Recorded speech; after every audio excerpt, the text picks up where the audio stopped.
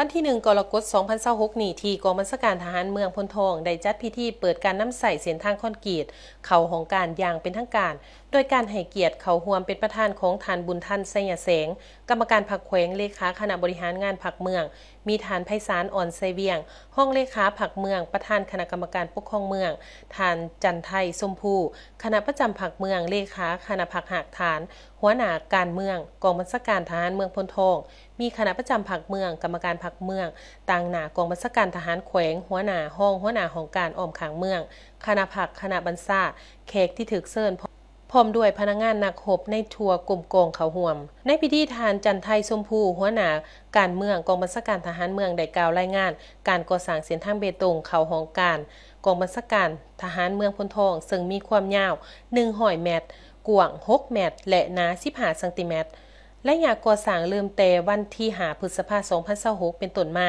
ซึ่งนำใส่วิชาการสร้างและแรงงานของพนักงานนักรบกลุ่มกอง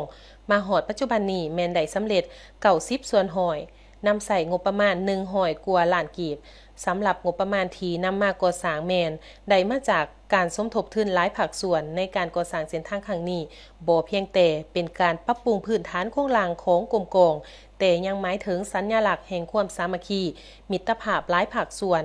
อีกประการหนึ่งก็เพื่อเฮ็ดให้มีความสะอาดจบงามมีใบดามอันใหม่และสะดวกในการเข้าออกไปมา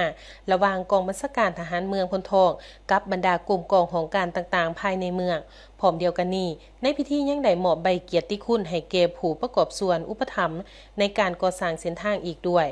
ในโอกาสอันสง่าราศีทานบุญทันไสยแสงเลขาคณะบริหารงานพรรคเมืองได้มีคำเห็นแสดงความหย่องย่อชมเชยต่อผลสำเร็จโดยการมีส่วนร่วมของทุกภาคส่วนในการก่อสร้างเส้นทางเพื่อสะดวกในการสัญจรไปมาระหว่างกลุ่มกองของการภายในเมืองโอกาสนี้ประธานก็ได้ร่วมกัน